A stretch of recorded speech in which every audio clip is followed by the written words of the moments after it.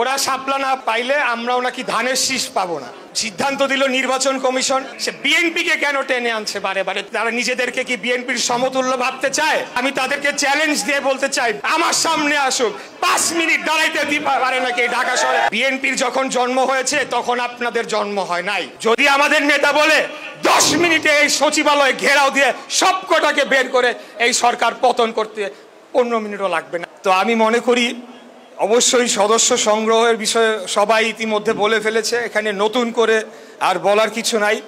তবে আমি একটা শুধু যোগ করতে চাই কথা, শুধু যে আওয়ামী লীগকে বাদ দিতে হবে তা না, এলাকার যারা সন্ত্রাসী, মাদক ব্যবসায়ী, চাঁদাবাজ, অস্ত্রবাজ, যারা কোনো দল করে না, যে কোনো দলের ব্যানার ব্যবহার করে তারা অপকর্ম করে, তারা জনগণকে অত্যাচার নির্যাতন করে, তাদেরকেও কিন্তু আমাদেরকে বেছে বেছে এই সদস্য সংগ্রহ কার্যক্রম থেকে বাদ দিতে হবে।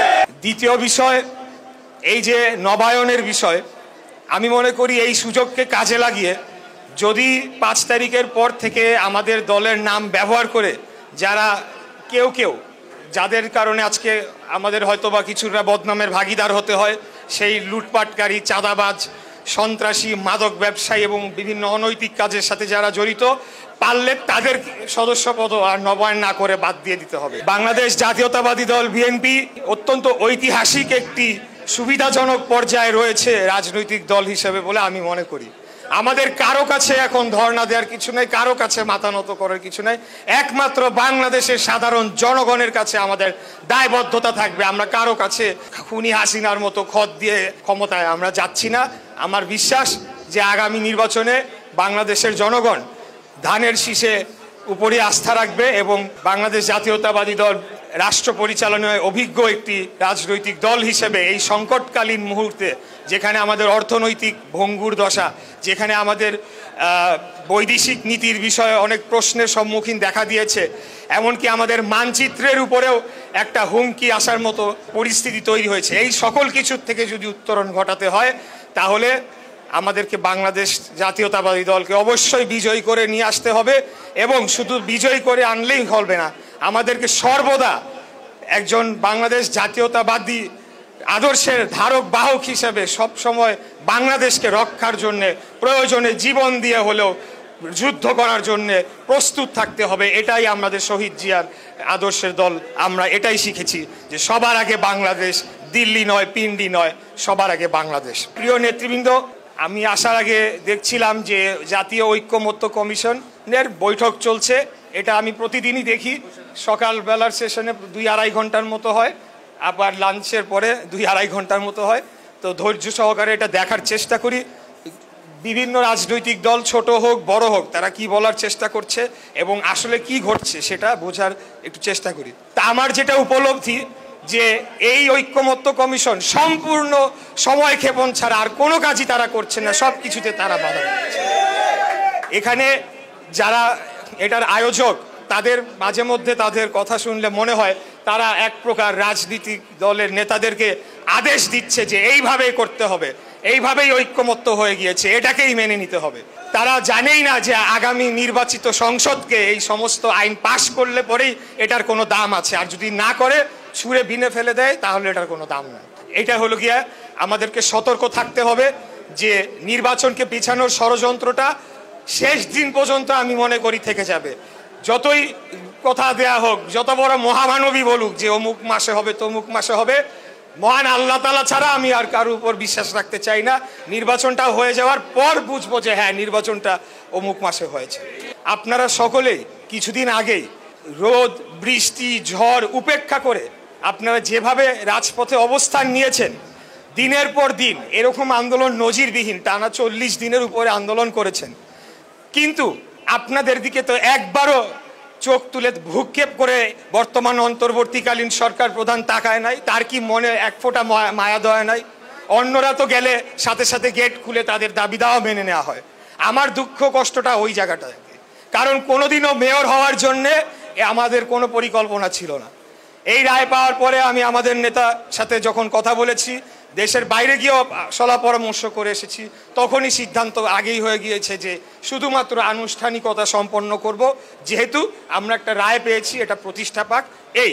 এদের আন্ডারে আমি কিসের মেয়রগিরি করব? এরা আমাকে কি করতে দিবে, কাজ করতে দিবে? বরঞ্চ আমাদের টার্গেট আগামী জাতীয় নির্বাচনে আমাদের দলকে বিজয়ী করে আমাদের নেতা উনি প্রধানমন্ত্রী আসনে বসবে, তারপর উনি আমাদেরকে দায়িত্ব বন্টন করে দিবে যেখানে কাজে লাগাবে, তাহলে বাংলাদেশের উন্নতি হবে। আমি এটা এমনি ওনাকে খুশি করার জন্য বলছি না, বাংলাদেশের যদি উপকার করতে হয়, আমি কি হইলাম, উনি কি হইলো, আরেকজন কি হইলো, আমরা এককভাবে কিচ্ছু করতে পারবো না। আমাদেরকে আমাদের নেতার হাতকে শক্তিশালী করতে হবে। সেই হাতকে আপনারা শক্তিশালী করেছেন। এই সকল কৃতিত্বের দাবিদার যারা মাঠে ছিলেন, রোদে পুড়েছেন, বৃষ্টিতে ভিজেছেন, আপনারা আপনাদের এই আন্দোলনের ফলে বাধ্য হয়ে লন্ডনে গিয়ে আমাদের নেতার সাথে বসতে বাধ্য হয়েছে এবং আলাপ আলোচনা করতে বাধ্য হয়েছে। এবং আমি আরো বলতে চাই, প্রয়োজনে যদি আবারও কোনো তিরিং বিরিং করে আবারও রাজপথে নেমে এসে বাধ্য করব আমাদের নেতার সাথে আলাপ আলোচনা করে তারপরে নির্বাচন সংক্রান্ত সকল কর্মকাণ্ড করতে। আমাদেরকে বাদ দিয়ে সব কিছু করে ফেলবে, 5 বছর থাকবে, 10 বছর থাকবে, বিএনপিকে বলে গণ অভ্যুত্থান করে হটাই দিবে। আশ্চর্য একটা পরিস্থিতি তারা তৈরি করেছিল বিভিন্ন রকমের উল্টাপাল্টা মন্তব্য করে। আপনারা যে নতুন যে দলটি হয়েছে এনসিপি, তাদের নেতারা মাঝখানে তো কিছুদিন ভালো ছিল, ইদানিং 2-3 দিন যাবত দেখছি বিভিন্ন জেলা শহরে গেলে তো এমনি উৎসুক জনতা আসে কিছু ছবি তোলার জন্য, বিভিন্নভাবে ঘেরাও দেয়। আমাদের অভিজ্ঞতা আছে, ওইটাকে দেখে তারা ভাবছে যে হয়তো কোটি কোটি মানুষ তাদের সাথে চলে আসছে। একজন বলে বসলো 17 বছরে আপনারা যেটা পারেন নাই সেটা আমরা 17 মিনিট না 8 মিনিটে করে দেখাইছে। তা আমি তাদেরকে চ্যালেঞ্জ দিয়ে বলতে চাই, বিএনপি অনেক বড় দল, বিএনপি পরে কথা, আমার সামনে আসুক, 5 মিনিট দাঁড়াইতে পারে নাকি ঢাকা শহরে, সেটা দেখায় দেওয়ার মতো শক্তিমত্তা আছে ইনশাল্লাহ। কারণ আপনারা আমার সাথে আছেন, ছিলেন, বিশেষ করি। শেষ আরেকটি কথা বলবো, আজকে আরেকজন নেতা সার্জিস আলম উনি বললেন যে ওরা শাপলা না পাইলে আমরাও নাকি ধানের শীষ পাবো না। আশ্চর্য সিদ্ধান্ত দিল নির্বাচন কমিশন। বাংলাদেশ জাতীয়তাবাদী দল রেজিস্টার্ড একটা পার্টি, দীর্ঘদিন যাবত আমাদের মার্কা ধানের শীষ, সে বিএনপিকে কেন টেনে আনছে বারে বারে? তারা কি বিএনপিকে, তারা নিজেদেরকে কি বিএনপির সমতুল্য ভাবতে চায়? হ্যাঁ চায়। এই কাজটি এই বর্তমান অন্তর্বর্তীকালীন সরকার সূক্ষ্মভাবে করার চেষ্টা করেছিল।